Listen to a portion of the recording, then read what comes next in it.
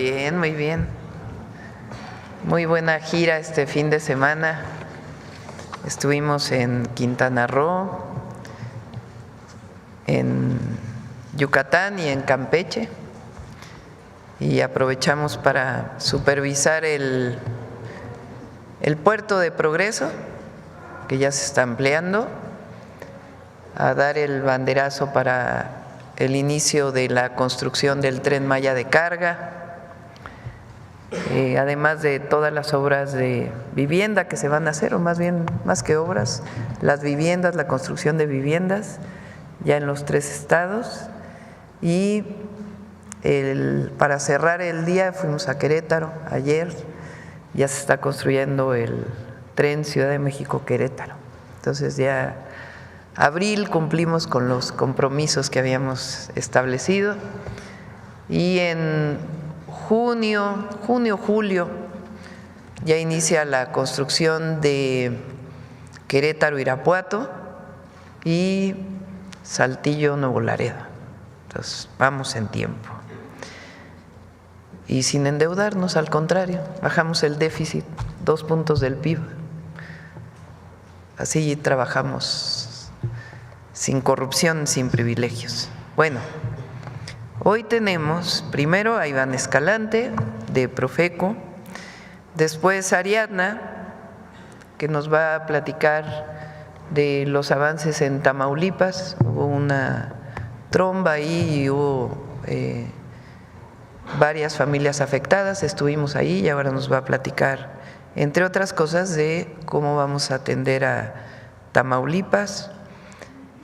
Y después está aquí Ana Teresa Ramírez Valdés, que ya nos había acompañado en otras ocasiones, porque vamos a darle seguimiento una vez a la semana, yo creo, a la importancia de las y los mexicanos en Estados Unidos, cuánto contribuyen a la economía de los Estados Unidos, quiénes son, en dónde trabajan, su presencia en los distintos estados de la Unión Americana. Y es importante primero porque hay un lenguaje de criminalización a los migrantes con el cual no estamos de acuerdo, pero además de desconocimiento también en la Unión Americana de lo que significan varias generaciones de mexicanas y mexicanos, de latinos que están en los Estados Unidos, y es importante informar aquí y desde aquí pues también dar argumentos a todos nuestros hermanos que están en Estados Unidos para que conozcan ellos también la importancia que tiene su trabajo para la economía del vecino país. Y vamos a cerrar el día de hoy con Humanismo Mexicano con Diana Aurora. Bueno, vamos a iniciar. Iván.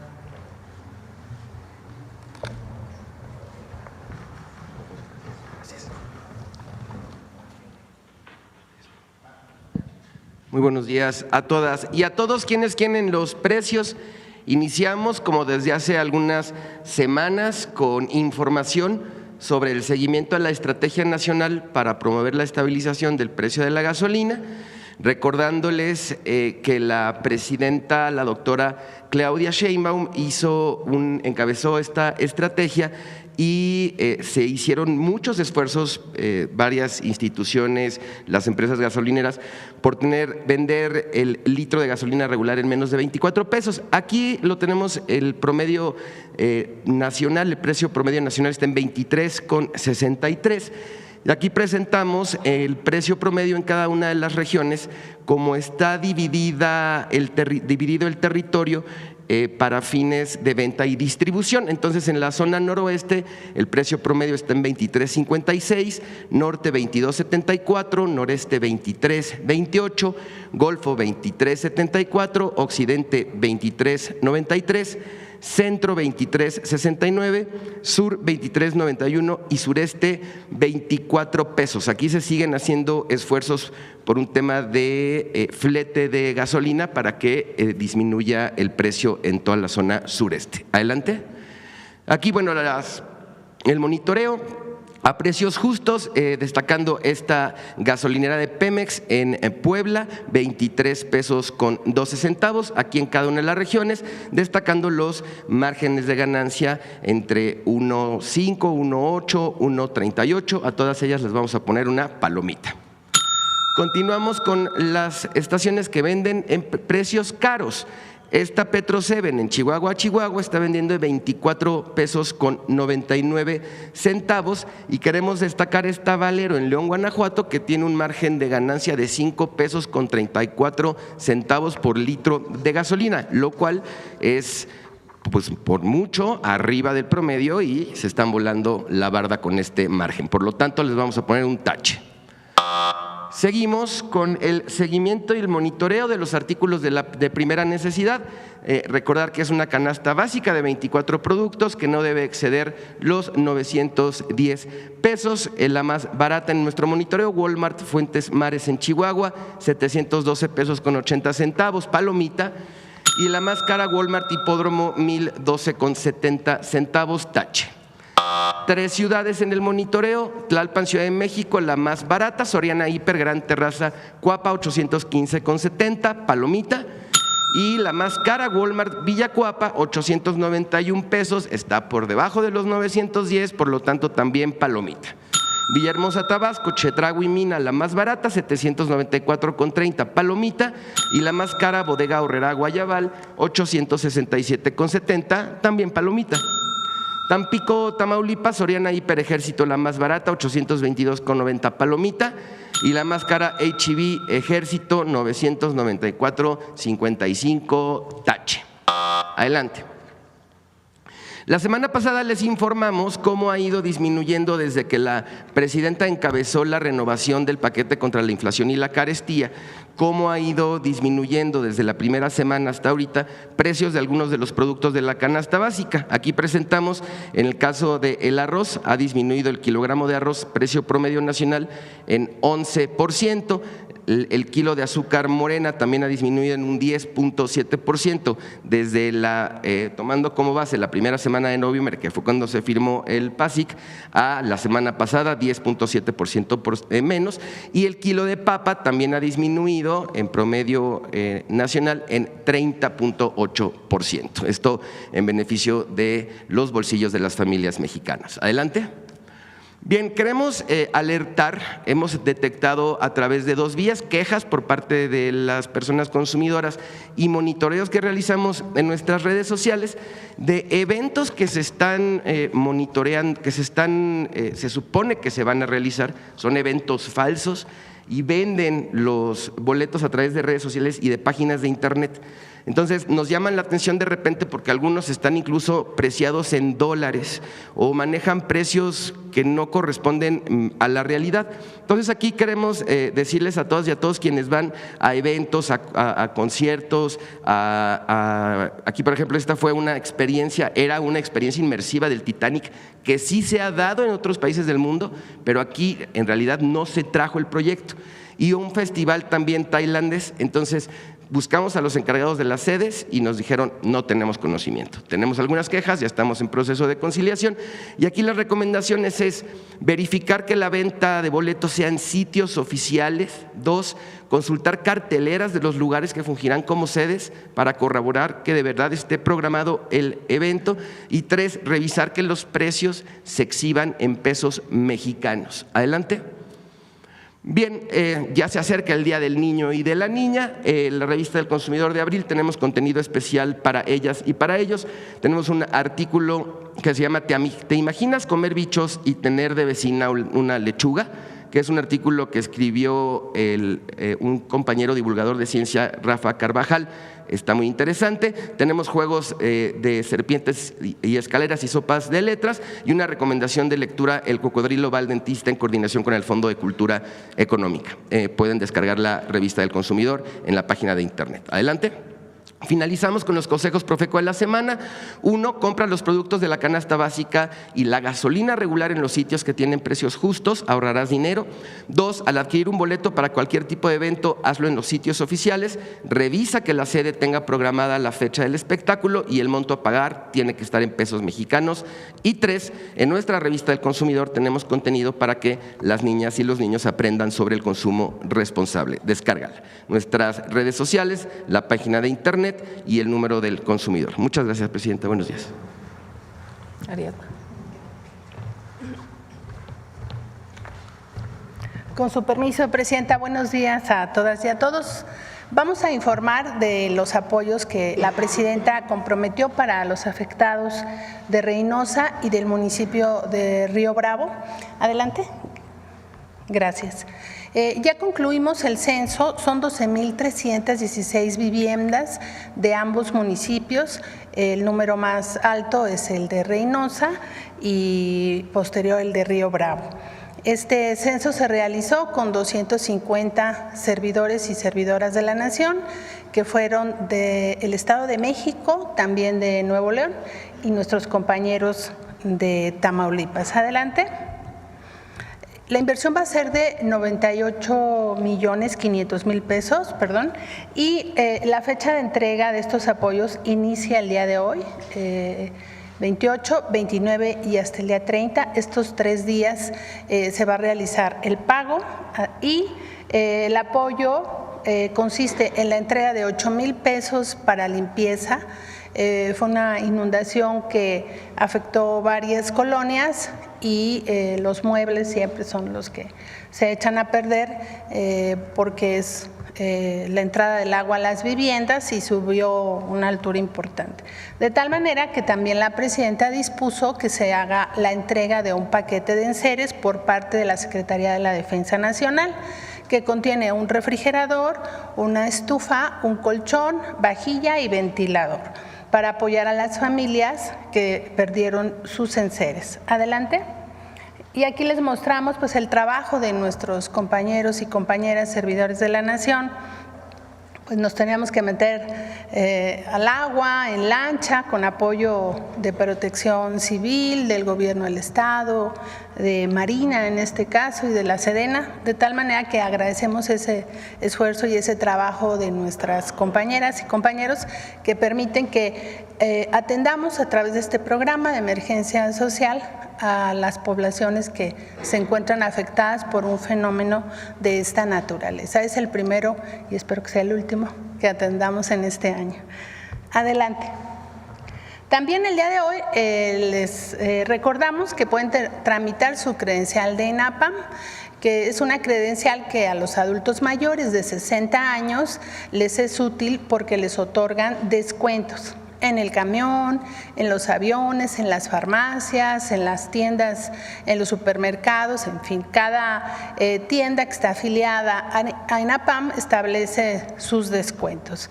¿Qué requisitos se piden para tramitar esta credencial? Bueno, tener 60 años cumplidos, presentar identificación oficial con fotografía, también la CURP y su acta de nacimiento, con un comprobante de domicilio, llevar una fotografía y dejarnos un teléfono de contacto. Nosotros esperamos que al futuro todos los que ya tengan esta credencial, como son los mismos documentos que pedimos para la pensión de adulto mayor, ya no tengan que tramitar nuevamente el registro a la pensión, sino posterior.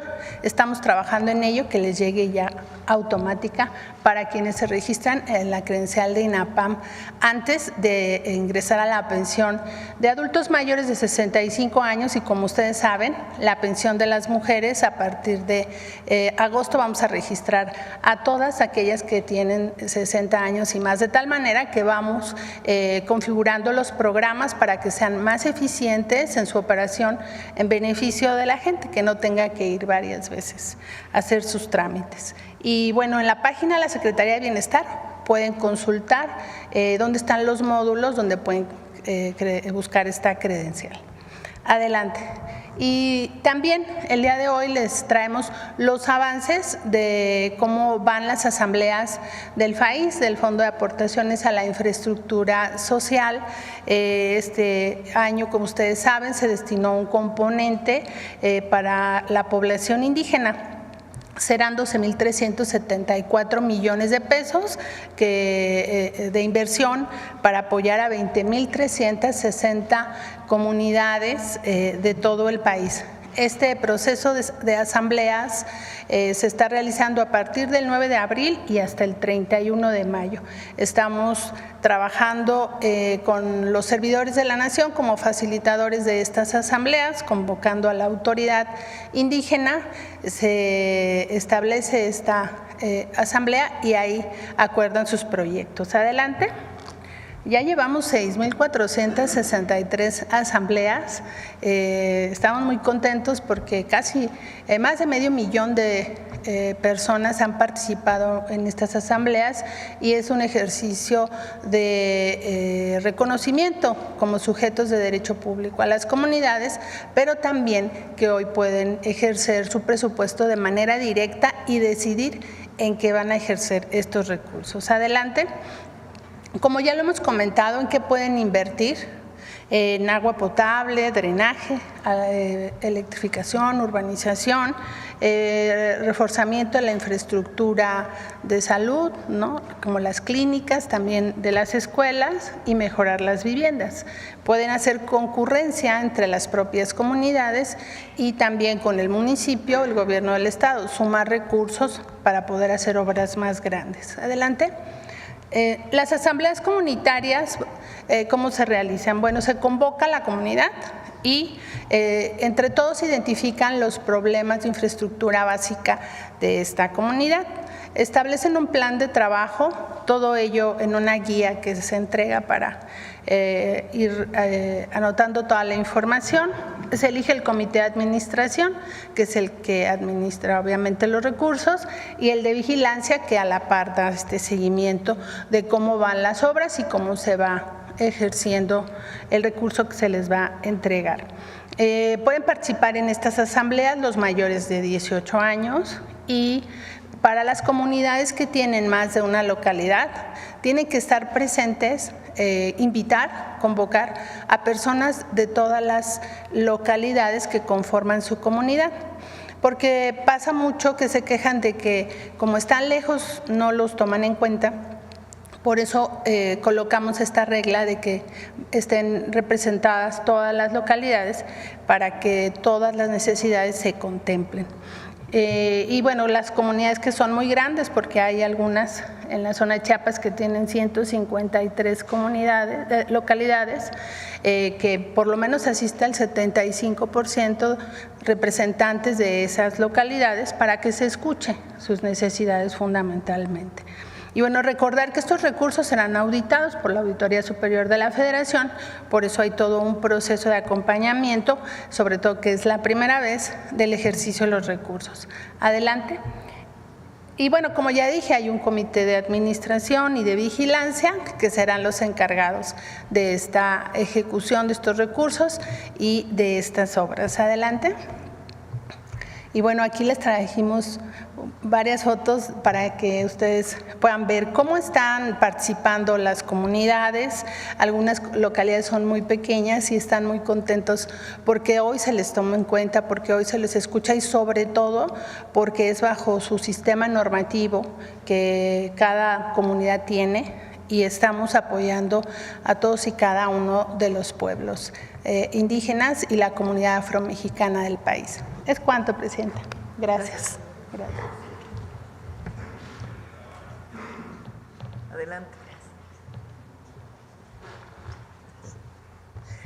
Bueno, primero que nada, señora Presidenta, muchísimas gracias por invitarme otra vez, por permitirme compartir estos datos con usted y con su audiencia. Es un honor estar aquí.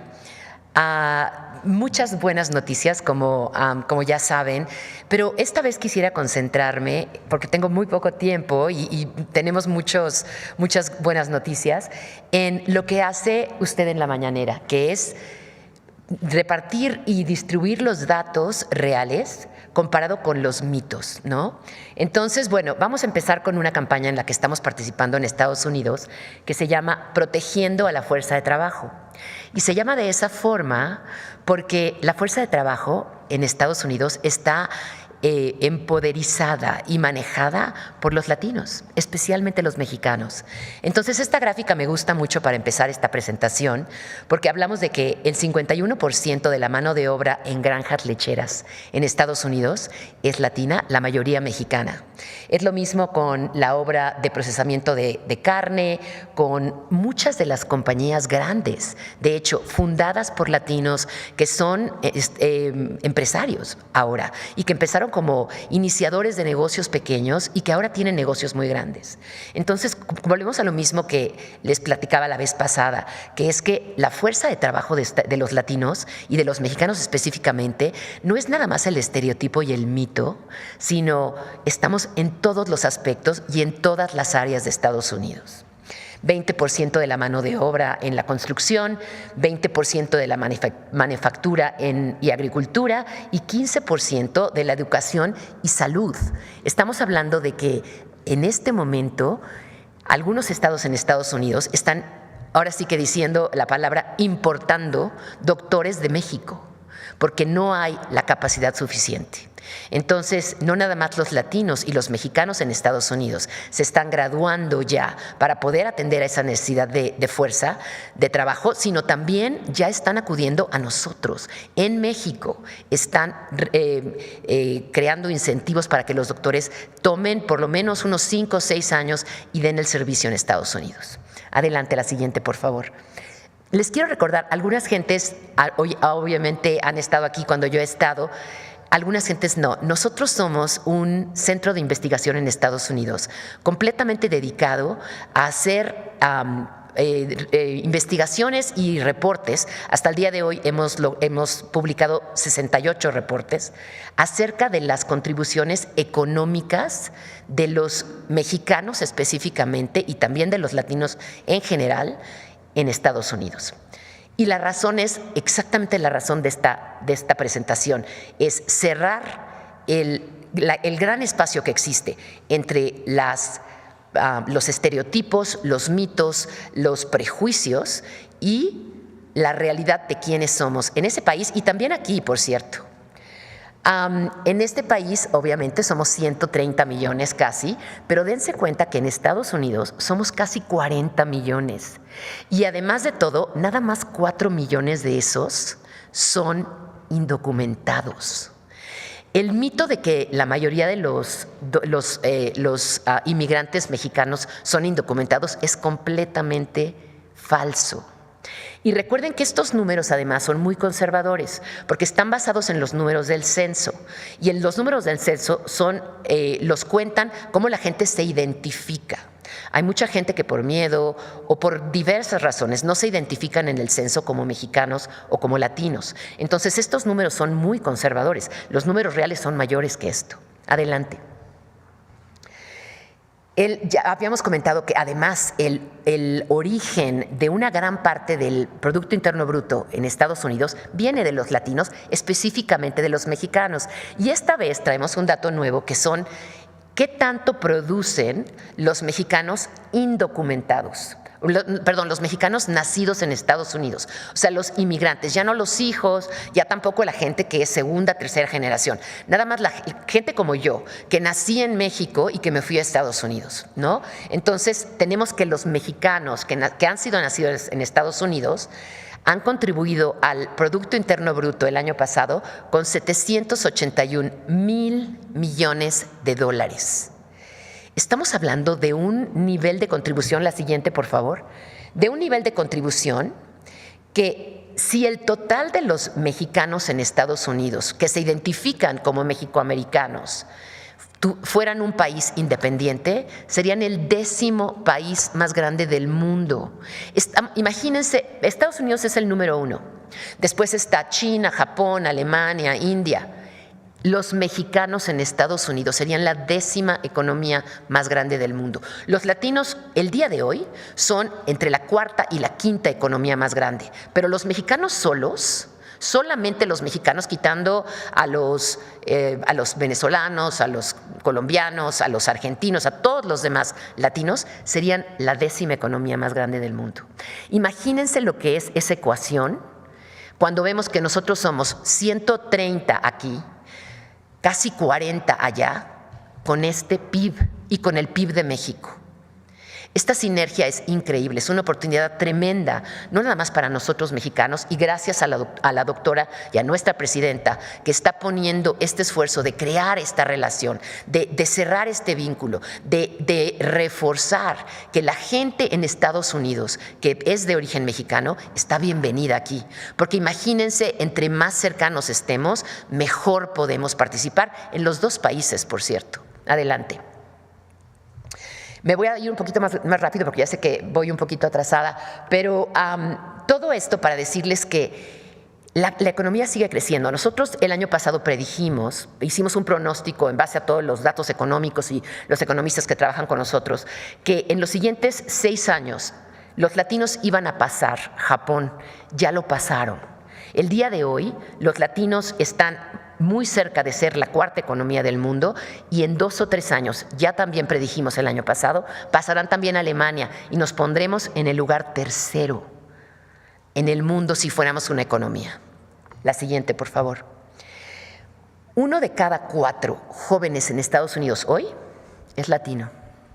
1 de cada 4. El 16.1% de los jóvenes menores de 18 años en Estados Unidos son mexicanos, de origen mexicano. Les puedo seguir diciendo los datos y son muchísimos, pero les quiero decir el mensaje. Siguiente, por favor. Además de todo, seguimos creciendo. La vez pasada que tuve el honor de estar aquí, les comenté que mi hermano tiene un dicho maravilloso, que es que lo importante es la tendencia. La tendencia continúa. A pesar de la retórica, a pesar de las deportaciones que se han dado para los latinos en general, a pesar del susto, para ser muy francos, que existe en Estados Unidos, los latinos continúan creciendo.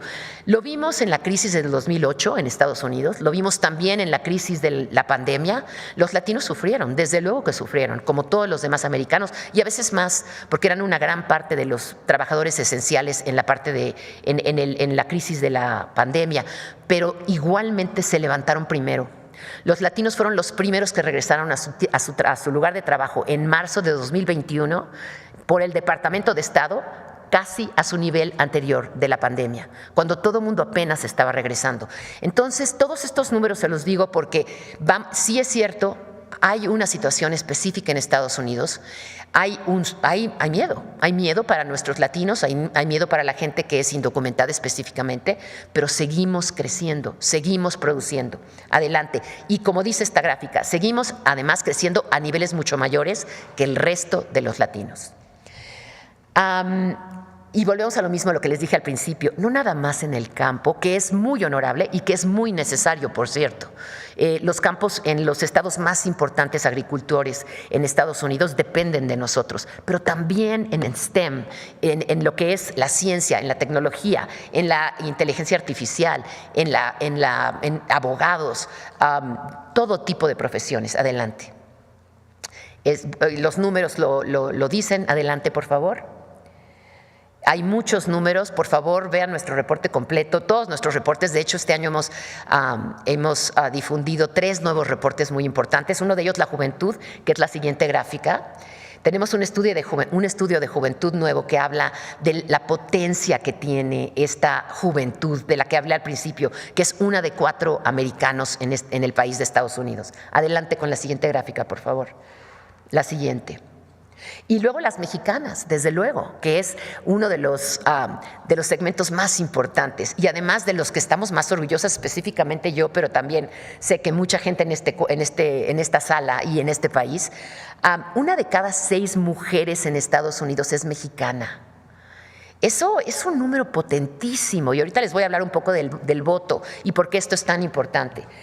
Además, también como los mexicanos, las mexicanas tienen la tasa de empleo más alta de cualquier otro grupo en Estados Unidos. Y aquí hay un dato que me encanta y creo que algunos lo han oído antes.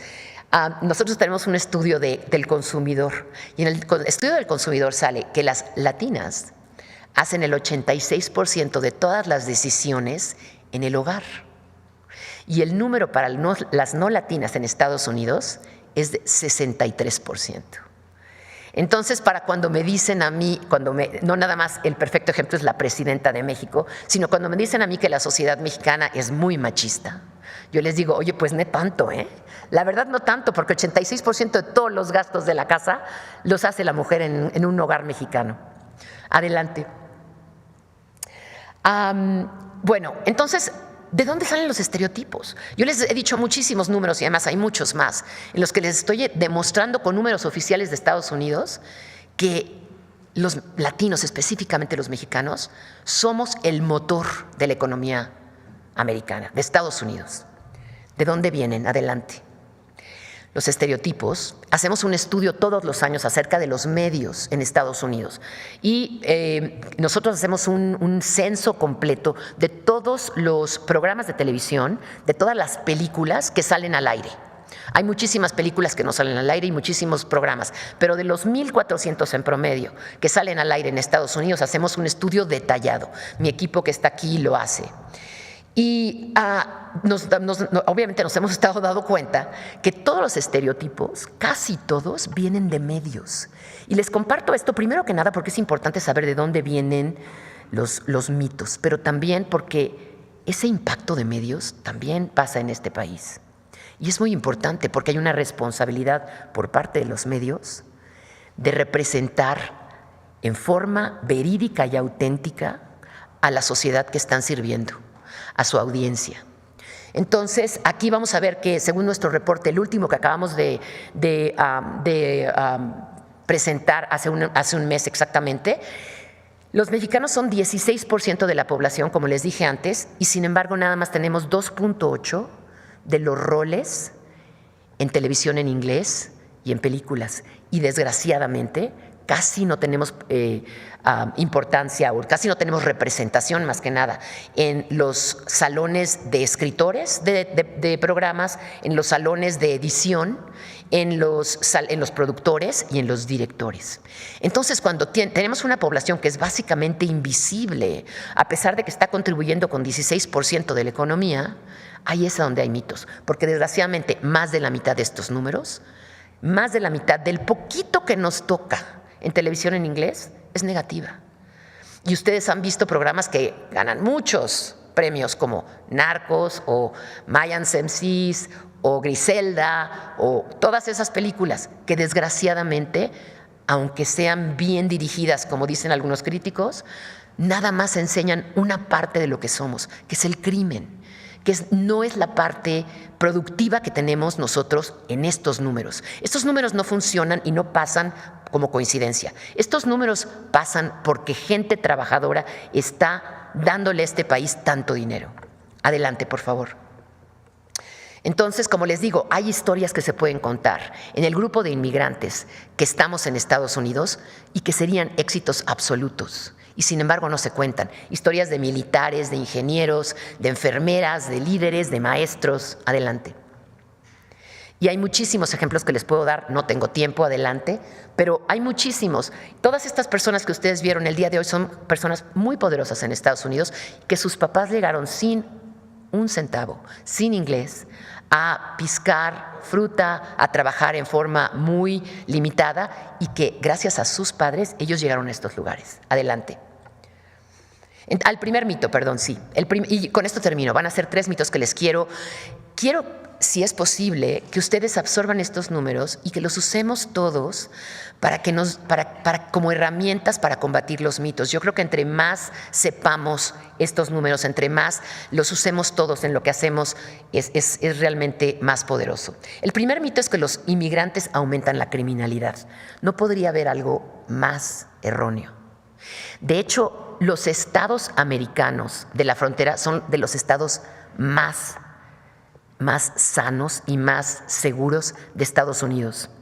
Las ciudades más peligrosas están en el norte de Estados Unidos, de hecho. Y aquí hay datos, ¿no? Que, de hecho, entre más inmigrantes ha habido en el país de Estados Unidos, menos criminalidad ha habido. Los inmigrantes tienen 60% menos de criminalidad.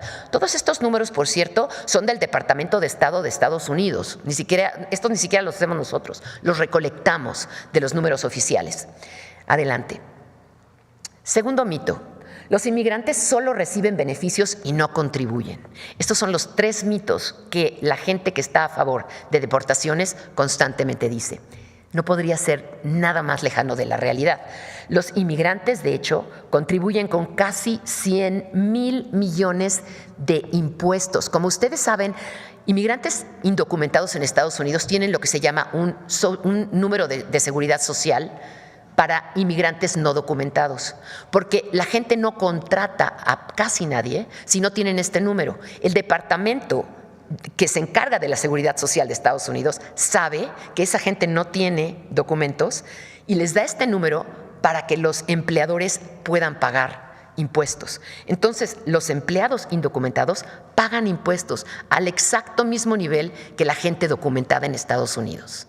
Entonces, esto es la gran mentira que tenemos que empezar a propagar porque claro que pagamos impuestos, además del impuesto de las compras, del impuesto de las casas, del impuesto de la renta y todos los demás impuestos, pero también como empleados pagamos impuestos. 25.5 mil millones de seguridad social. Eso quiere decir, como ustedes saben, la seguridad social es muy importante en Estados Unidos, que estos empleados indocumentados van a pagar seguridad social y nunca la van a poder cobrar. Nunca van a poder retirarse con ese dinero que ellos pusieron en la seguridad social. Aquí hay datos que los van a dejar atónitos en el sentido de que los inmigrantes están pagando impuestos y están dando mucho que ellos no van a poder recolectar. Adelante. Y tercer mito, los inmigrantes les quitan el trabajo a los estadounidenses. No podría ser más lejano también. Estados Unidos tiene ahorita una de las tasas de desempleo más bajas de la historia de Estados Unidos, porque no hay suficiente fuerza de trabajo. Los inmigrantes han tenido trabajo porque falta fuerza de trabajo americana en Estados Unidos.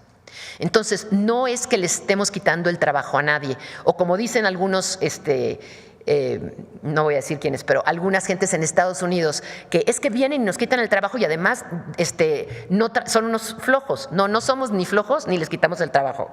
Somos el cohort, como dicen los americanos, el segmento más trabajador de Estados Unidos, de acuerdo al Departamento de Estado. Adelante. Tenemos un cuarto mito, se me había olvidado. Los inmigrantes son una carga para la economía. No, no son.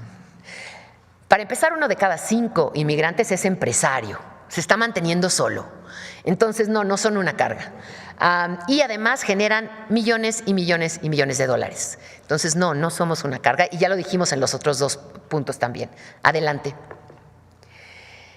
En medio de este ajuste, es tan importante que sepamos estos números.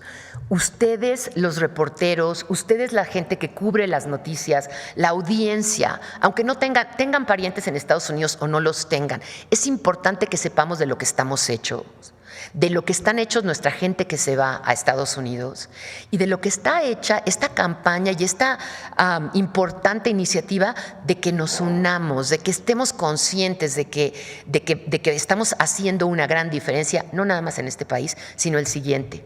Y por eso, bueno, es un honor estar aquí. Estoy feliz de oír que la presidenta acaba de anunciar que vamos a tener, que va a haber una actualización de estos números constantemente y por favor cuenten conmigo para lo que sea. Gracias.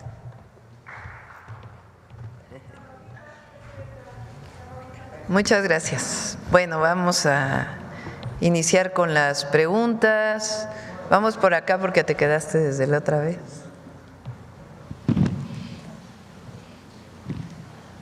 Buenos días, señora presidenta. Buenos días a todos los presentes. Seriedad Fernández, de Noticias del Movimiento Conciencia y colaboradora del programa radiofónico Iztaccíhuatl en el Sendero de la Luna, así como del canal de YouTube Animales con Derechos, uniendo causas, conectando derechos.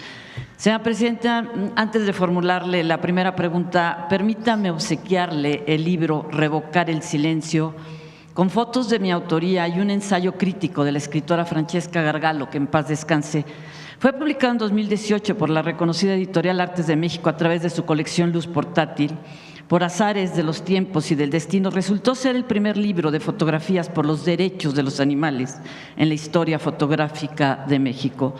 Y no es sed de protagonismo ni pura promoción, como dicen algunos, porque a mí en lo personal esta lucha no me beneficia en nada. Este ensayo fotográfico vio la luz motivado por ideales cuando me puse también unos buenos zapatos y en el morral metí mi cámara y mi conciencia. ¿Me acepta el libro con una breve pero muy sentida dedicatoria, señora presidenta? Te lo dejo a Sí, gracias. Si me lo permite, otra pregunta. Señora presidenta, México ya es un referente a nivel mundial de progreso moral al incluir a los animales en su Carta Magna. Ahora en breve corresponde al Congreso de la Unión expedir la Ley General en materia de bienestar, cuidado y protección animal que mandata nuestra Constitución. Gracias a sus instrucciones, en un ambiente humanista y de legalidad, el 31 de enero pasado se llevó a cabo una reunión con la Consejería Jurídica de la Presidencia, donde nos orientaron sobre los procedimientos para dar a conocer nuestro proyecto de ley general. De tal forma, el Movimiento Conciencia le ha entregado a la Semarnat desde el 6 de febrero información documentada a la cual se le incorporó recientemente la gestión del conocimiento con la intención de coadyuvar a construir una sociedad con base en normas de convivencia más justas y empáticas con nuestro entorno sin discriminación de especie. Ciertamente este proyecto se ha ido enriqueciendo y fortaleciendo día con día con la colaboración de diversos colectivos, incluso con la participación internacional en lo que se refiere al derecho comparado. Así podríamos proseguir hasta el infinito, pero los plazos y términos legislativos por ahora nos marcan un límite. No obstante, hay zozobra, ya que todo parece indicar, como muchas veces sucede cuando un tema trasciende jurídica y culturalmente, que los oportunistas están en primera fila. Algunos legisladores proponen a diestra y siniestra leyes sin conocer el problema de fondo. Surgen más pseudoambientalistas y las lucrativas estructuras bien diseñadas no gubernamentales capitalizan el trabajo de la sociedad civil, la de a pie, la que sobrevive heroicamente a las tareas que se ha echado a cuestas, la que ha dejado parte de su vida y su patrimonio en pequeñas y grandes victorias, la que lucha por convicción. Por esto y por mucho más, entre distintos grupos civiles de protectores de animales existe un muy justificado temor de que en esta ley general no se vean reflejados sus esfuerzos de décadas, sino incluso que se plasme lo contrario. El riesgo de desviarse del objetivo fundamental, sospechan, es grande, ya que aseguran no han sido tomados en cuenta para los foros de análisis de la iniciativa de ley general. Señora presidenta, por causas análogas a lo anterior expuesto, el Movimiento Conciencia le confió al entonces presidente Andrés Manuel López Obrador su propuesta de ley contra la crueldad animal, que consistía en incluir a los animales en nuestra Carta Magna. Ahora, con la misma confianza, le piden a usted que reciba su proyecto de ley general en materia de bienestar, cuidado y protección animal. Dicen que solo en sus manos tendrán la certeza de que dicho proyecto podrá ser debidamente recuperado y revisado para su consideración y canalizado a las instancias correspondientes. La pregunta, señora presidenta, es: ¿le puedo dejar el proyecto de ley general en materia de bienestar, cuidado y protección animal del Movimiento Conciencia? Estas páginas contienen décadas de lucha y un montón de ideales y de sueños, conscientes justamente de que los sueños no se cumplen, se trabajan.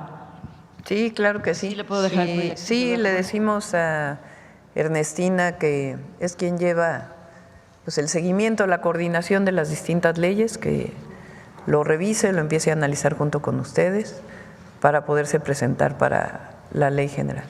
Gracias, que no quede en el cajón. Claro que sí. Muchas gracias. Gracias.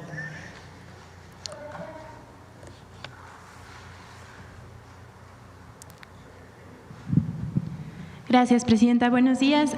Karina Vargas, de Reporte Índigo. Una precisión sobre la entrega de apoyos en Tamaulipas. Son 12,316 las viviendas censadas, pero ¿ese es el mismo número de apoyos que se van a entregar, el mismo número de apoyos económicos? Son 8,000 pesos para limpieza, que muchas de ellas ya hicieron su limpieza, pero pues es como un resarcimiento de lo que gastaron. y la otra son todos los enseres que estamos entregando. Ahí estuve pues hace, yo creo que 2, 3 semanas e informamos eso a la población y quedaron satisfechos. Sí. ¿El presupuesto para los enseres será del gobierno federal o de Sí, del gobierno federal. Son enseres que tiene hoy la Secretaría de la Defensa Nacional como parte de pues su reserva para cualquier problema que sufra la población. Y es decir, no es un gasto adicional, sino que ya lo tenían en reserva la Defensa Nacional, de su plan de N3C. Gracias, presidenta. Y en una primera pregunta, bueno, sobre la carta que envió la secretaria de Agricultura de Estados Unidos por el tema del gusano barrenador, saber qué le compartió el secretario Julio Verdeguer sobre la respuesta que le dio. Él anunció que ya respondió a esta carta, pero saber qué contiene esa carta y si usted pues tiene… explica todo lo que se está haciendo, porque hay solicitudes que no corresponden. Entonces, la Secretaría de Agricultura y Desarrollo Rural ha estado trabajando desde el primer momento que salió esta enfermedad, esta plaga. No sé cómo se llama exactamente, a lo mejor ahorita a ver cómo se le llama exactamente. Y se tienen muchos sistemas de control que ya existían en México, pero que ahora estamos reforzando, desde la frontera sur para evitar la propagación y en todo el país. Entonces, pues se está explicando todo lo que se está haciendo y había habido un primer cierre, se resolvió, ya estaba entrando el ganado y ahora pues esta situación en donde pues están diciendo que si no se cumplen una serie de requisitos van a volver a cerrar. Fue un poco lo que dije ayer y es importante. En Estados Unidos el próximo año, en noviembre, vienen elecciones de varios estados de la República para sus gubernaturas. Entonces lo que hemos estado diciendo es que no puede usarse México como piñata, como parte de su campaña en forma negativa. Con estos números deberían de hacer campañas positivas a favor de México, de los latinos, de los mexicanos, para que vieran que van a tener mucho más resonancia política en estos estados. Entonces, hay cosas que tienen razón de colaboración, de coordinación y otras que consideramos que son excesos. Pero lo importante pues es atender esta situación del gusano barrenador en el ganado. Gracias, presidenta. Que lo estamos haciendo. Gracias. Y sobre la asistencia de la secretaria de Gobernación, Rosa Isela Rodríguez, al funeral del Papa Francisco, ¿le comentó algo? Apenas va a regresar en unas horas, está por regresar. Llega aquí en la tarde-noche y ya pues nos platicará cómo le fue y mañana pues ya podemos platicarles con más detalle. Okay. Ha habido algunos comentarios y críticas sobre que no acudió usted personalmente al funeral. ¿Qué respondería a estas Bueno, críticas? estuvimos muy bien representados por Rosa Isela y así estuvo bien. Muy bien. Y siempre nuestro cariño, reconocimiento y alegado y a la vida del Papa Francisco, un Papa humanista que siempre optó por los pobres y que deja un gran legado al mundo entero, a los católicos y a los no católicos. Y sobre todo porque en México aún hay una gran representación de esta iglesia. Sí. Muy bien. Presidenta, saber si tiene algún reporte sobre el caso del menor Eric Leonardo Terán, de quien se dio a conocer que falleció tras asistir a una excursión de la Academia Militarizada Olin Cuauhtémoc. Padres de familia denunciaron que hay reportes de que el menor habría sido maltratado durante ese viaje. ¿Tiene algún reporte al respecto? Se está haciendo la investigación y con gusto les informamos, pero se va a hacer una investigación profunda. ¿La investigación está a cargo de quién? Del Estado. Pero nosotros pues estamos dándole seguimiento. ¿La Secretaría de Educación Pública podría comenzar a hacer una revisión? Tiene que participar también. Sobre todo pues para regularizar este tipo de prácticas que puedan cometerse en centros que tienen… Primero investigar qué fue lo que pasó y también pues regular una situación así, porque pues no puede haber violencia contra las niñas y los niños. Sí, y en estos centros que operan bajo el modelo militar. Y finalmente, Presidenta, saber si tiene algún reporte actualizado sobre el caso del Festival Ac Ceremonia. Nos comentó en un primer momento que la Secretaría de Gobernación se reuniría con las familias de los fotoperiodistas. ¿Cuál fue el resultado de estos encuentros? Se está avanzando junto con el Gobierno de la Ciudad de México y la propia Fiscalía de la Ciudad de México. Se está apoyando a los familiares y también, como lo mencioné, estamos en la revisión de la concesión. Edna Vega nos está ayudando, la secretaria de Sedatu, y le voy a pedir que venga para que pueda informar el día que informe Vivienda, que informe la condición en la que se dio esta concesión, quién tiene esta concesión, amparos que tienen y recursos de revisión, y qué estamos haciendo para poder retirar esta concesión del Parque Bicentenario, que además es mejor que se opere por parte del Gobierno de la República.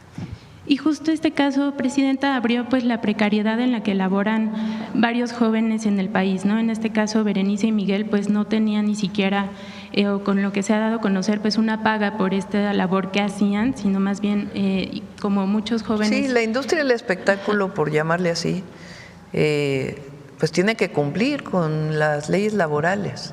Entonces, aunque sean trabajadores, trabajadoras temporales, pues tienen que tener su seguro social, tienen que tener su pago adecuado. Entonces, Mara también va a estar revisando esta situación. Sí, más bien, bueno, ellos iban por parte de un medio de comunicación, pero pues sí, esta precarización también existe. Sí. ¿Se va a revisar esta situación? Trabajando con las familias. Okay. ¿Podría haber una fecha de cuándo podría darse esta información por parte de la Secretaría de Trabajo? Sí, vamos a invitar a Secretaría del Trabajo, a Edna y a Secretaría de Gobernación para que podamos dar información.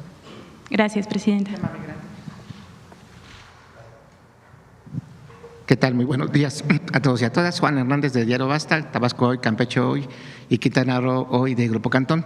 Bueno, a propósito de esta cifra que acaba de dar de que los mexicanos serían la 10ª potencia económica, ¿qué le llega a la mente al saber la importancia de lo que es la comunidad mexicana de Estados Unidos?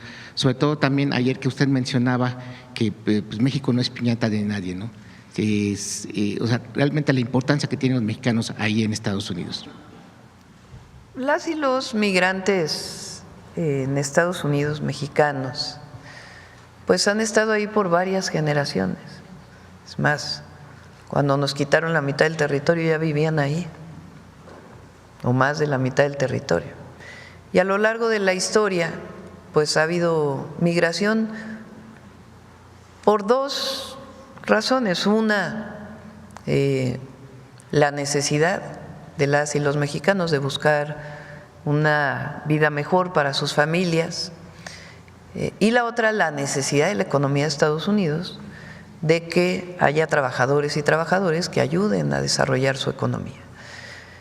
Fíjense, son nada más, a ver, pone el número otra vez, de los 38 millones que se estiman, hay quien habla de 40 millones, son 4 millones que no tienen documentos, pero la mayoría de ellos ya llevan muchísimos años en los Estados Unidos y contribuye.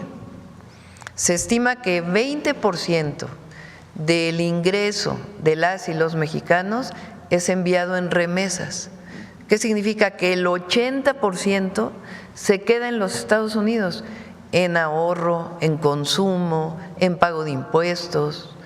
Entonces, esta idea de que las y los migrantes quitan trabajos es todo lo contrario, ayudan a la economía de los Estados Unidos.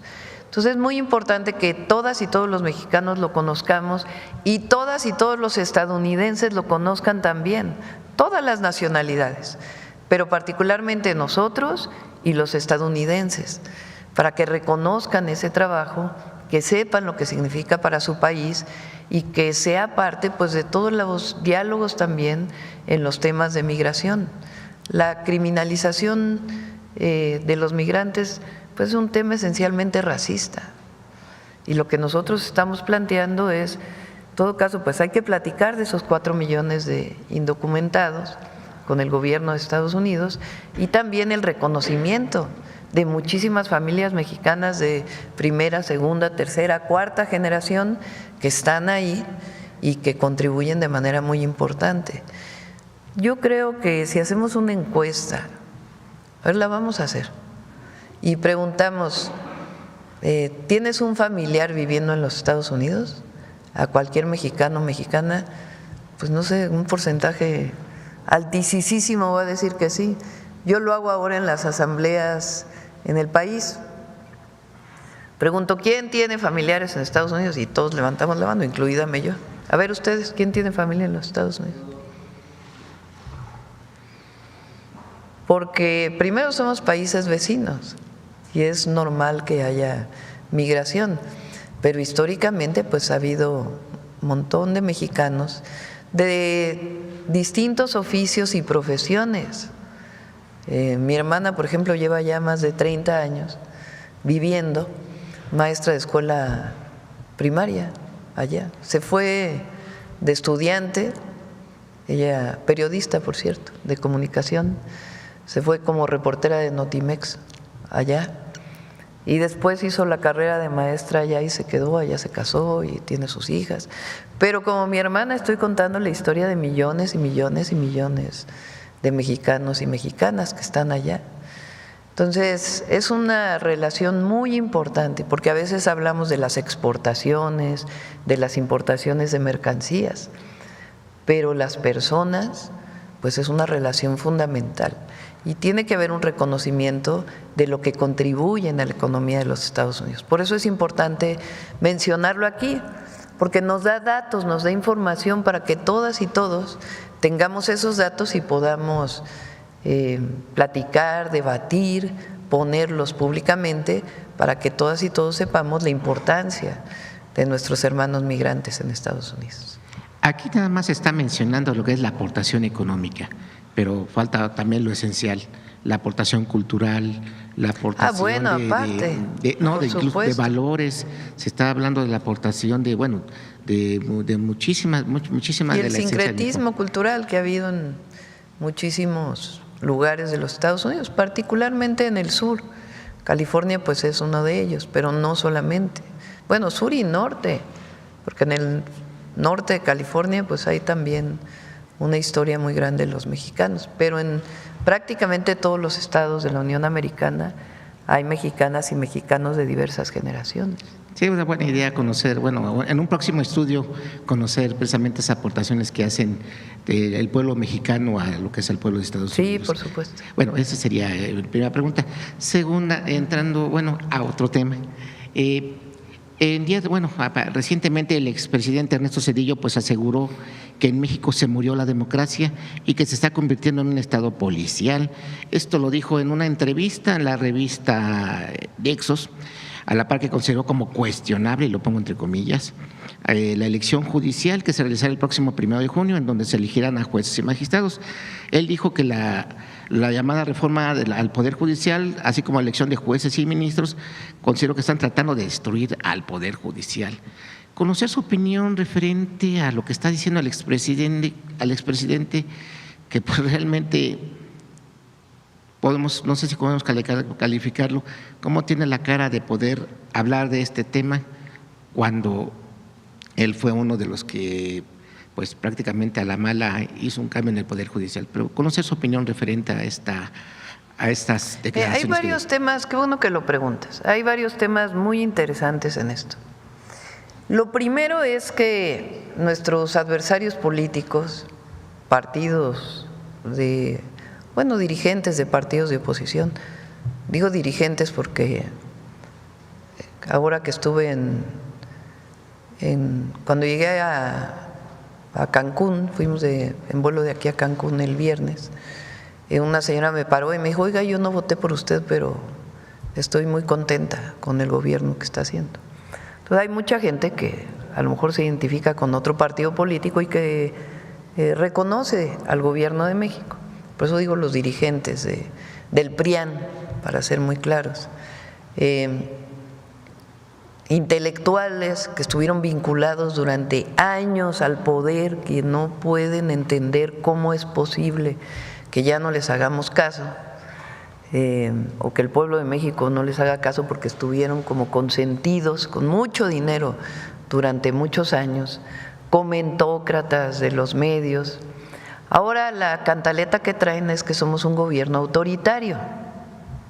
Esa es la nueva, bueno, ya lo traen desde hace rato.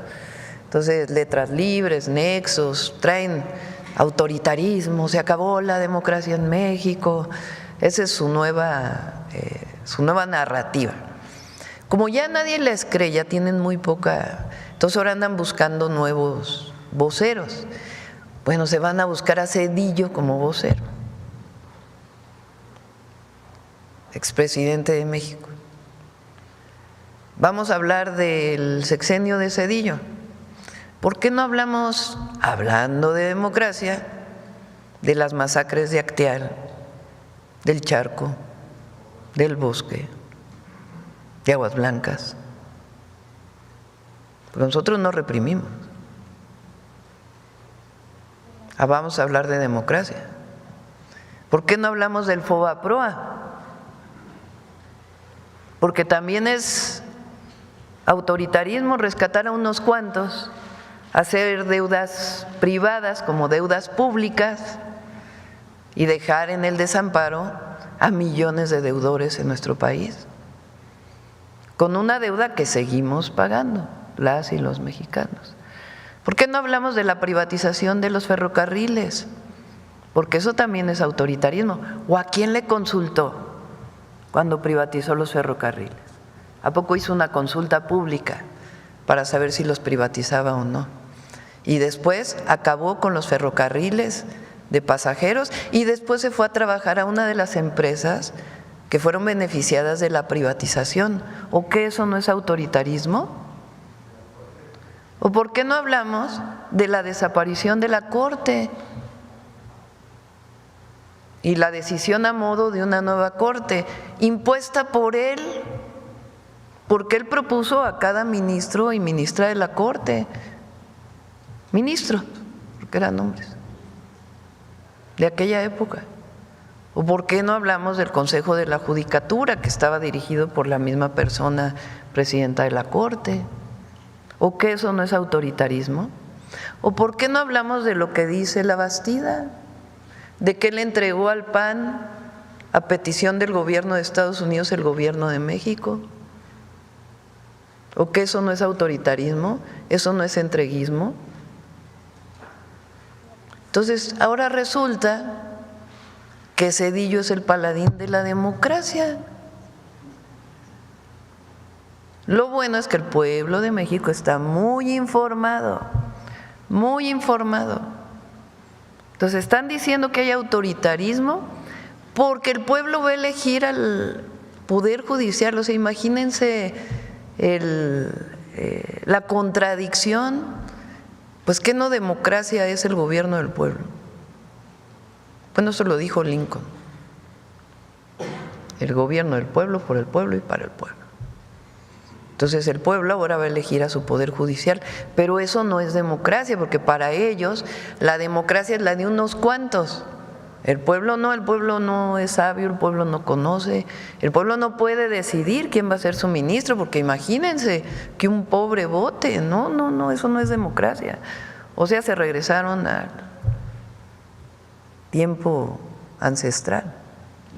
Entonces, están buscando un vocero, imagínense, Zedillo como vocero. ¿Qué más dónde vive Zedillo? Hace muchos años que no vive en México, ¿no?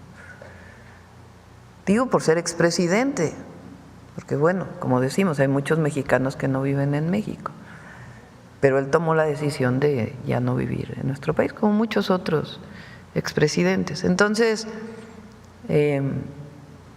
es muy contradictoria, fíjense, ¿no? Ley censura ahora la ley de telecomunicación.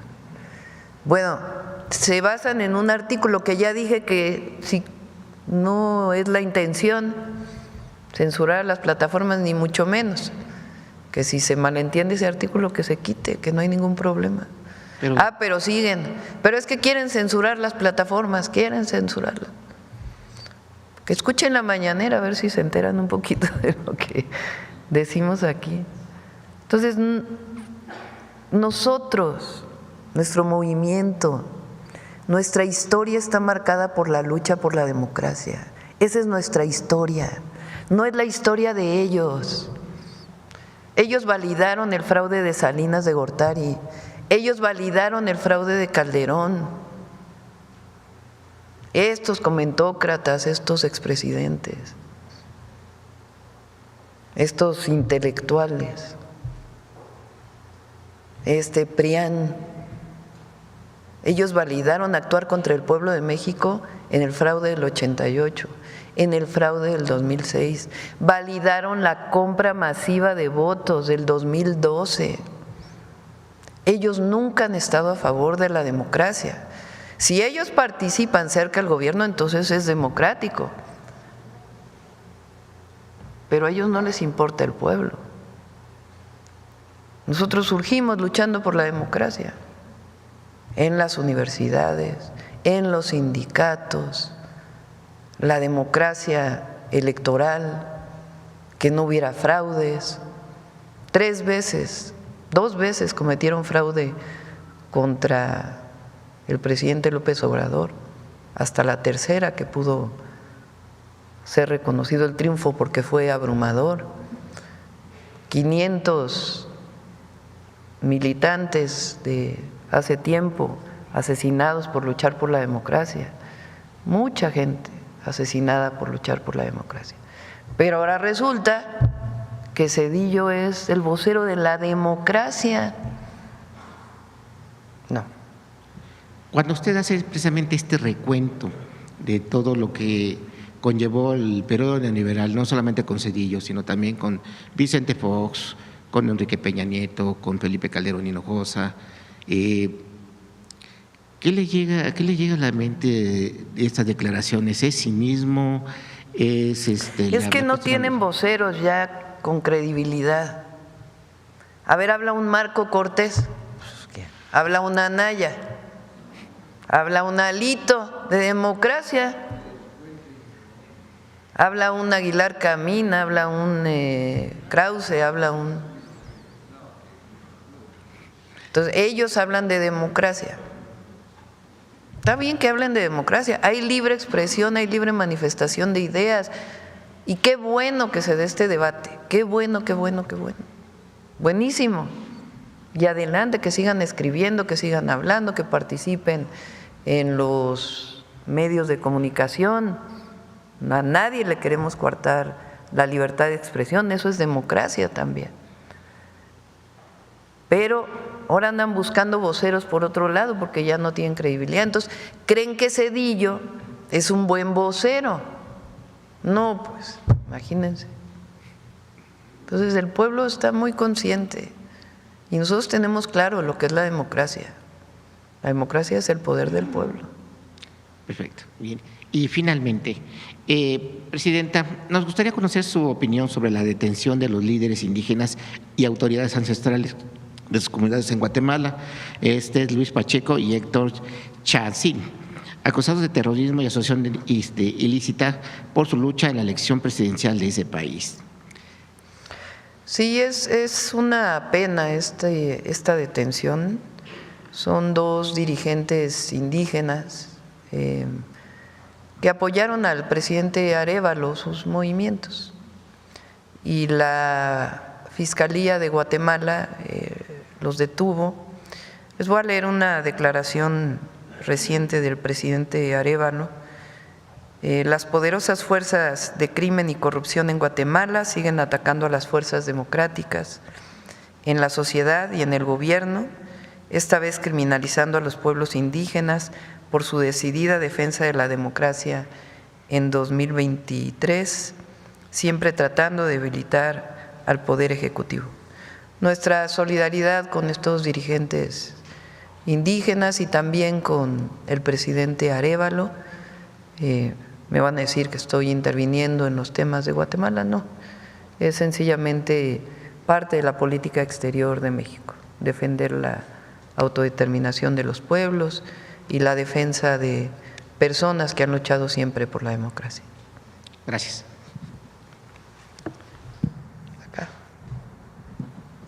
Después vamos aquí a… Muchas gracias, Presidenta. Yaret Arciniega, de Revista Fortuna. Presidenta, al menos en 2 ocasiones nuestra publicación le ha preguntado sobre la necesidad de una reforma fiscal. La recaudación del SAT confirma, sin embargo, que a través de impuestos como el que ahora se le aplica a las compras a través de plataformas digitales es posible incrementar la recaudación fiscal, al menos hasta en 2 dígitos. En relación con esto, Presidenta, en Revista Fortuna confirmamos que hay más posibilidades de incrementar los ingresos para la hacienda pública y al mismo tiempo desincentivar el consumo del alcohol. Y por ende el alcoholismo, que es una enfermedad que aqueja, que si bien se ha normalizado, aqueja a muchas familias mexicanas. Esto de acuerdo con una investigación de los economistas Gabriel Farfán, Luis Fonserrada, Anel Rodríguez y Joaquín Sánchez. Ellos plantean que si se modifica el esquema mediante el cual se cobra el impuesto especial, el IEPS, a las bebidas alcohólicas, pasando de un modelo ad valorem a un modelo ad quantum, es posible que la recaudación pueda incrementar de 15,000 a 25,000 millones de pesos. Esto quiere decir, pasar de un ad valorem a un ad quantum, quiere decir que se graben las bebidas alcohólicas de acuerdo con los grados de alcohol y no con el precio o con lo que cuesta producirlas, ya que muchas bebidas que se producen, es muy barato producirlas, Presidenta. Entonces, como es muy barato producirlas, se venden a muy bajo costo. Esto hace que los jóvenes y que personas en situaciones vulnerables puedan acceder pues más fácil a estas bebidas. Además de que se recaudarían pues muchos más impuestos, mucho más dinero para la hacienda pública, pues esto también ayudaría a desincentivar el consumo.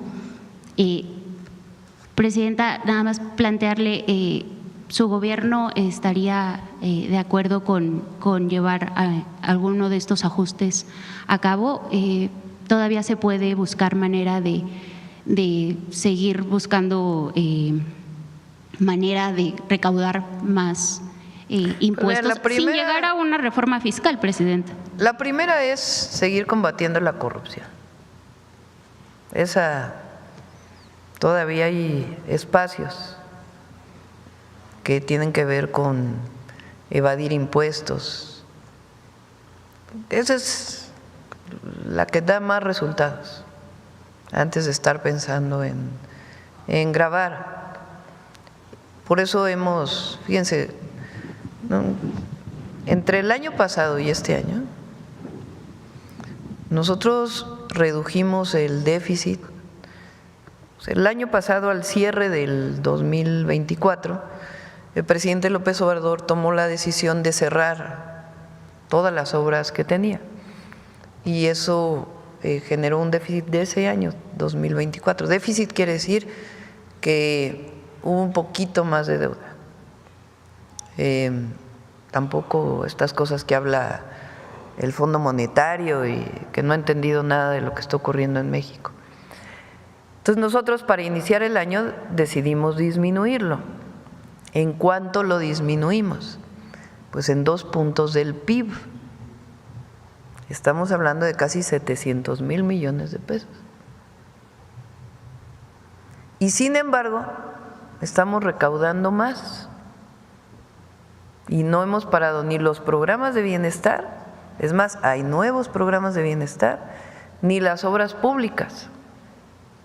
¿Cómo es que estamos recaudando más?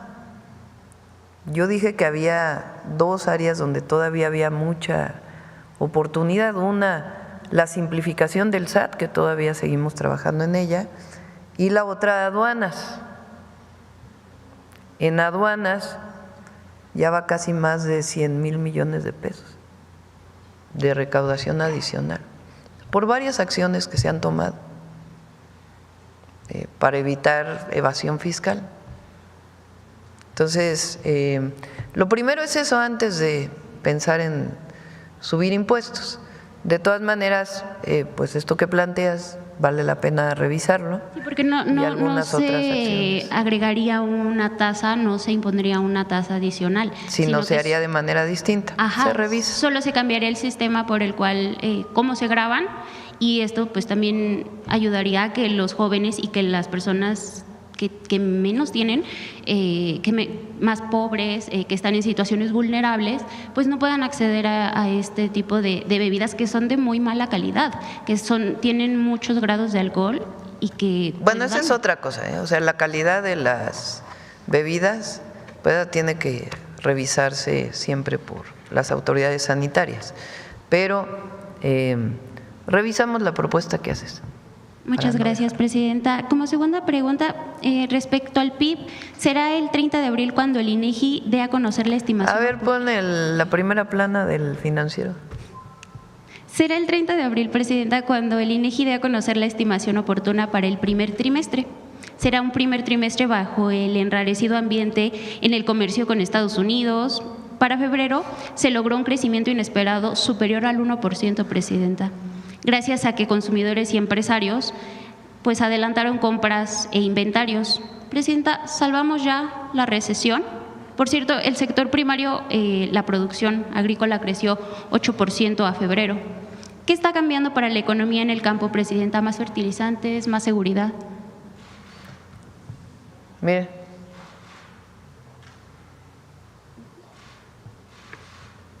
ya ven que decían que no íbamos a crecer, que estaba muy mal la economía, y que yo les decía, no, espérense. Y todavía falta construcción, porque apenas estamos dando el impulso a la construcción pública, que ustedes saben que uno de los sectores que más impulsa y dinamiza la economía pues es la construcción. Entonces, apenas está desarrollándose la vivienda. Yo pienso que en unos 2 meses, más o menos 3 meses, quizá esté ya todas las unidades habitacionales que estamos construyendo ya en su máximo. Y la obra pública, que también apenas inicia. Ayer el general Vallejo, que está a cargo de la construcción, los ingenieros militares, el agrupamiento Felipe Ángeles, están a cargo de la construcción del México-Querétaro y el México-Pachuca, y también del tren de carga, en el Tren Maya. La Marina está encargada del interoceánico y vamos a licitar para la participación de empresas privadas en su construcción el Querétaro-Irapuato y el Saltillo-Nuevo Laredo. Bueno, ayer el general Vallejo decía que el México-Querétaro van a ser como 200,000 empleos directos. Claro, son en 3 años, pero de todas maneras apenas inició esa construcción. Entonces, en el segundo trimestre pues ya se va a ver reflejado también construcción y otros temas. Recuerden que México tenemos todavía pendientes en el tema de aranceles con Estados Unidos, que son las automotrices, autopartes, que hoy tiene 0 aranceles y que estamos viendo cómo se va a resolver eso, y también vehículos completos que se exportan, el contenido estadounidense, y el acero y el aluminio, que seguimos dialogando con el gobierno de Estados Unidos. Pero todo lo demás no tiene aranceles. Todo lo demás se mantiene el tratado comercial con Estados Unidos. Si se exporta a través del tratado, son 0 aranceles. Entonces, eso significa muchísimas empresas de exportación en México que siguen exportando sin aranceles, aparte de la ventaja competitiva de estar cerca de los Estados Unidos. Ahora, lo que queremos con el Plan México es que no solo tengamos una economía de exportación, porque estamos importando también muchísimo, sino que fortalezcamos la producción nacional para el mercado interno. Y eso es lo que estamos haciendo con el Plan México.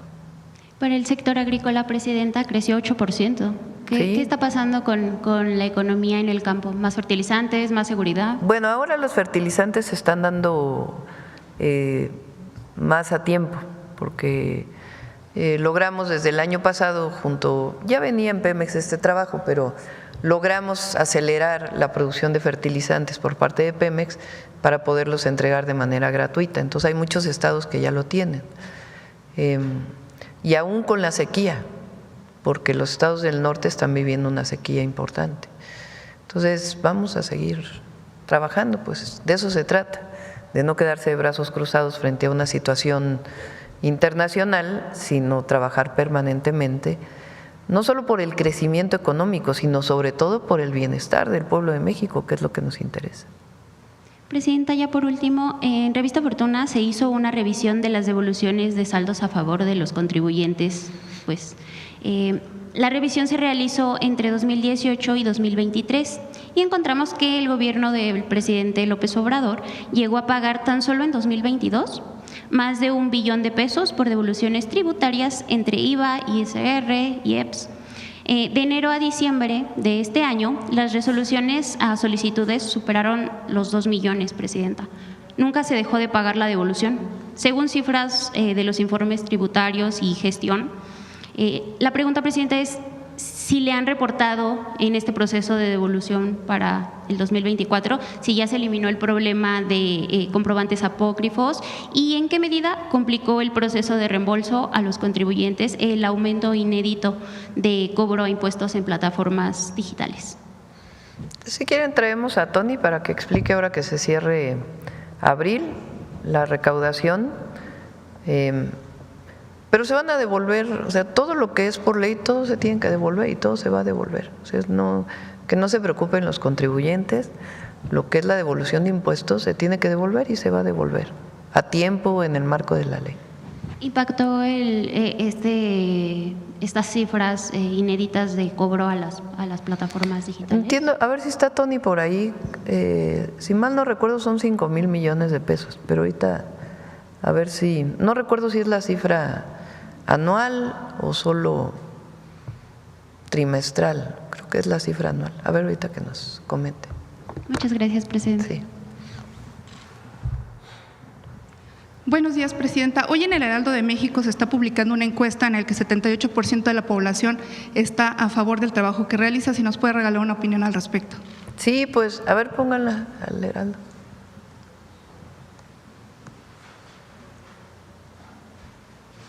Aquí, como decía nuestra compañera, lo importante es la tendencia. Y el mes pasado creo que fue 79 y el mes anterior 78 de las encuestas que publica el Heraldo. Eso quiere decir que pues se mantiene realmente, ¿no? Porque el margen de error de estas encuestas es más o menos 2, 3%. Entonces lo que quiere decir pues es que nos mantenemos en el caso de la encuesta del Heraldo con el 78%, está de acuerdo en cómo estamos haciendo las cosas y es pues agradecerle a la gente y al pueblo de México y decir que no vamos a defraudar, vamos a seguir trabajando para el pueblo de México todos los días. Presidente, y también otra pregunta. En Estados Unidos se llevaron a cabo 2 grandes redadas, en Florida y en Colorado. Si tiene reporte de mexicanos detenidos y sobre todo la asistencia que se está dándole a los connacionales que pudieran estar detenidos en esa situación. Gracias. Sí, hay tengo el dato de una de ellas, fueron 5 mexicanos y ya están en contacto con el consulado y las familias. Les damos el dato en un momentito. ¿Los 5 detenidos fueron en Colorado Springs o en Florida? Creo que fueron en Colorado, ¿no? En Colorado. Y en Florida les damos la información y siempre tienen el apoyo de los consulados. Okay. Gracias, Presidente. Gracias. A ver, vamos por acá. A ver aquí. ¿Qué tal? Buen día, Presidente. Oscar Zamudio para Sagacín del Estado de Hidalgo. El día de ayer, durante el arranque de la construcción del tren México-Querétaro, usted solicitó al pueblo queretano que se le otorgara a la última estación el nombre de la corregidora. ¿Cuál es el mensaje que quisiera darle a las nuevas generaciones con esta sugerencia, Presidenta? Pues las mujeres en la historia. Es el reconocimiento de las mujeres en todos los ámbitos. Las heroínas que tienen nombre y las heroínas anónimas. Durante años Bueno, cuando yo estudié, ni Leona Vicario aparecía en los libros de texto. Sí aparecía Josefa Ortiz, pero ni Leona Vicario.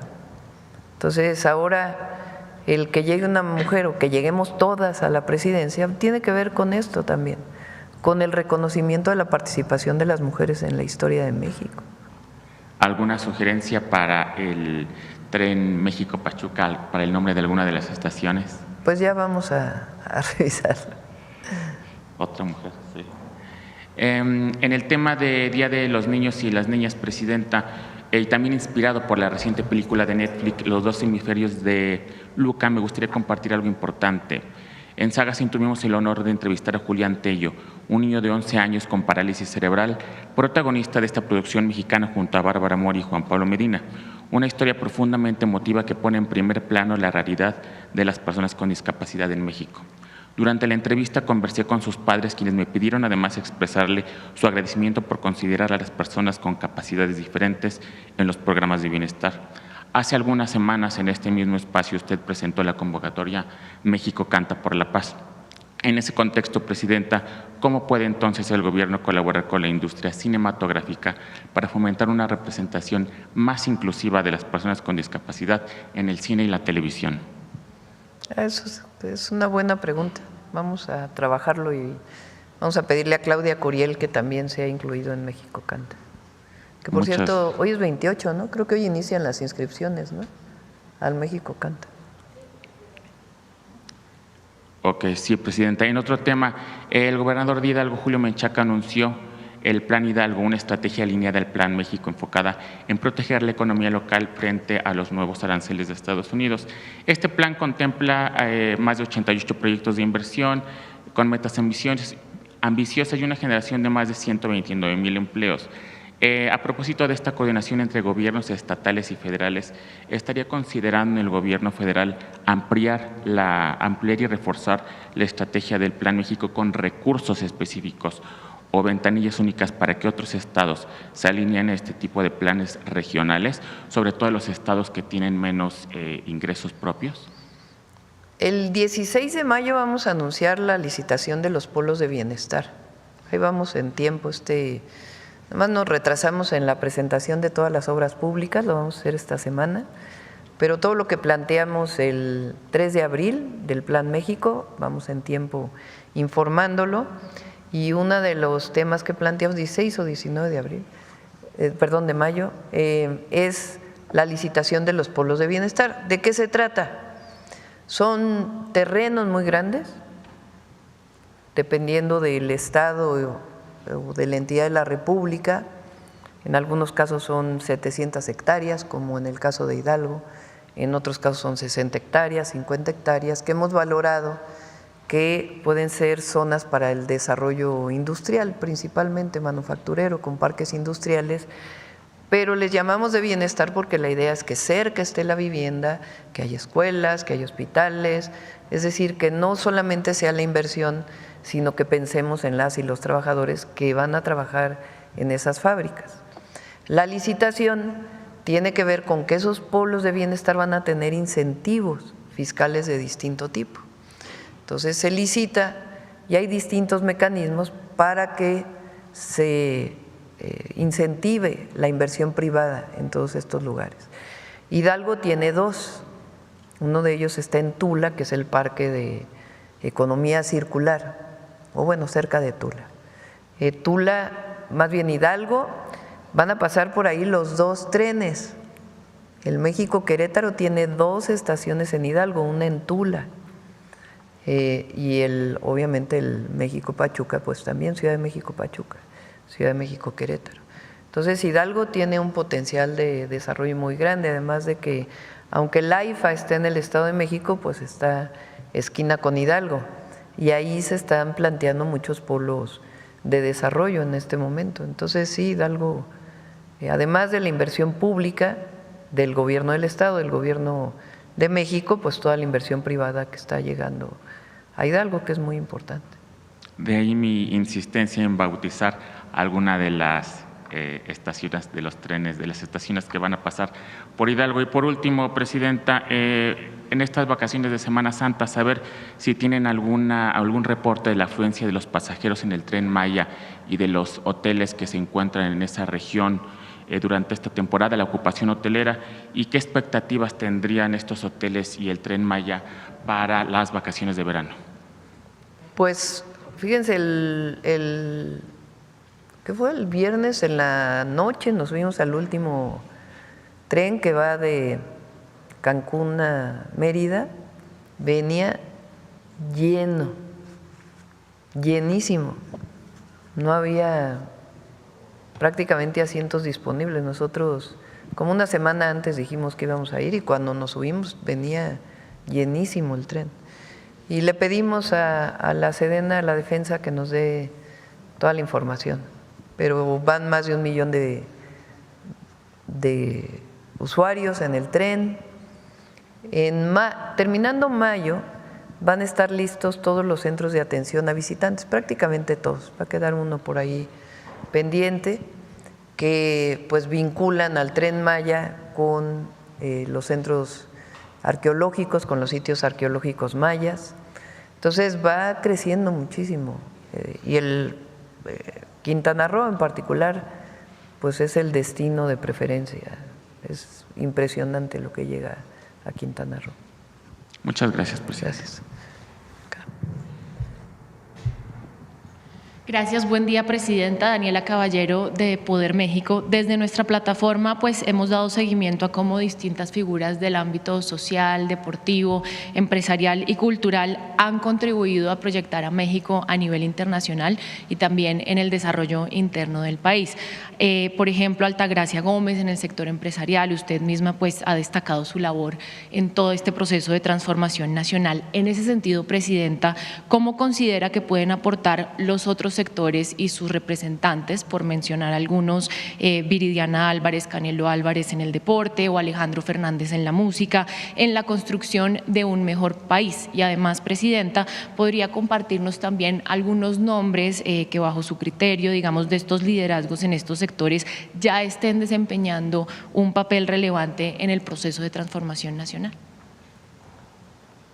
Todas y todos los mexicanos representan a México en todo el mundo y particularmente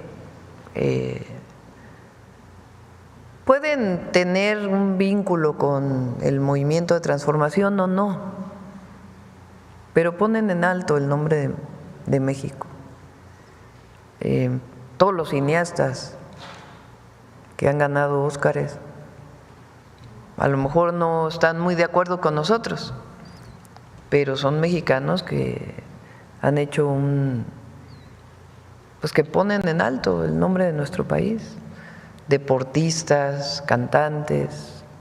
Entonces, pues siempre hay que estar agradecidos. Recientemente Salma Hayek hizo un video, ahora lo recordé, de la importancia de los latinos en Estados Unidos. Entonces, a ver si hoy ya es tarde, pero lo ponemos otro día. Sí, lo ponemos en otra ocasión, lo pueden buscar ustedes y aquí lo ponemos. Y es muy importante eso, porque México es un gran país. Lo que pasa es que durante años los presidentes que nos gobernaron no lo creían. Ese es el problema.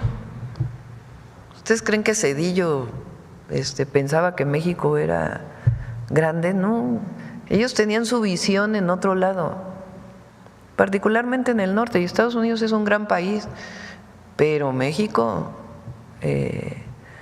la historia de México no tiene, es reconocida internacionalmente.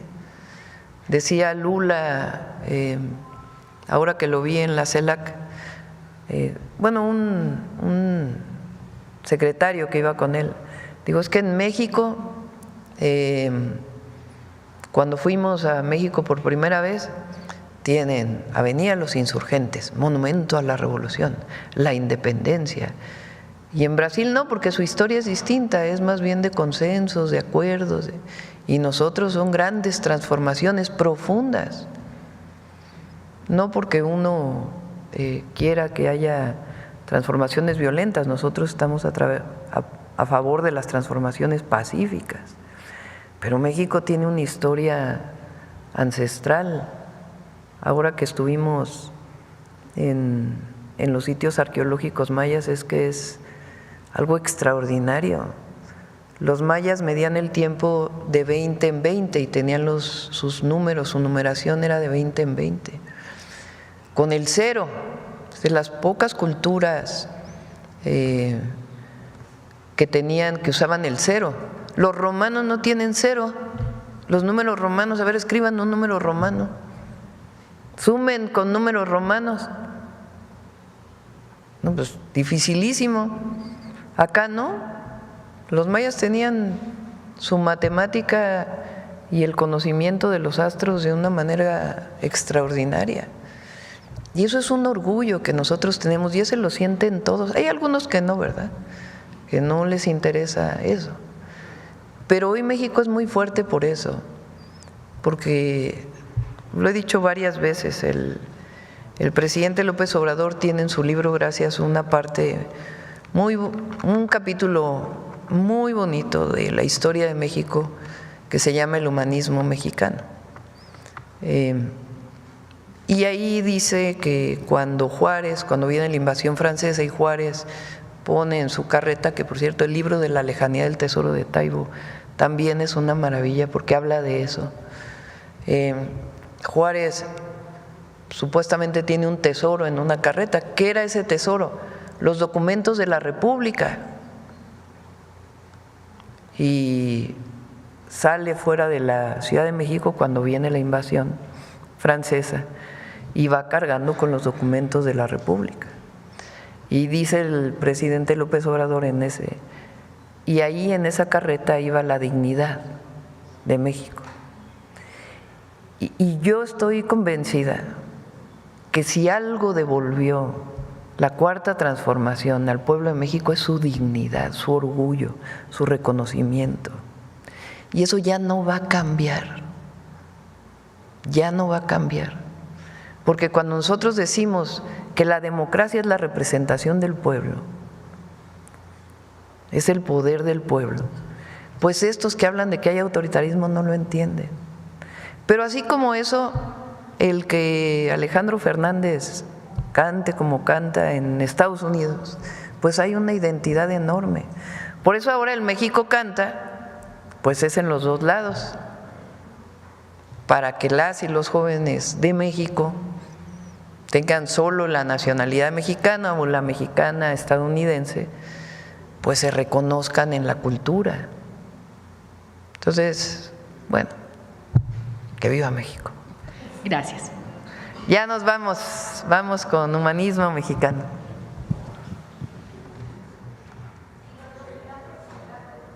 ¿Perdón? El dato, se los damos en un ratito, el de Florida, y aquí está perdóname. Del 1 de enero al 31 de marzo de las plataformas se recaudaron 4.868 millones de pesos. El año pasado, en el 2024, en todo el año, se recaudaron 2.249. Entonces sí, si lo multiplicamos por 4, pues iban a ser como 20,000 millones de pesos, comparado con 2,000. Adelante.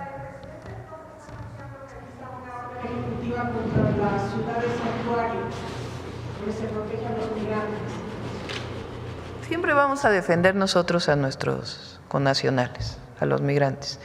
Ya vamos a anunciar estos cambios que vamos a hacer en los consulados para que tengan todavía mucho más impulso de apoyo a todas las mexicanas y mexicanos.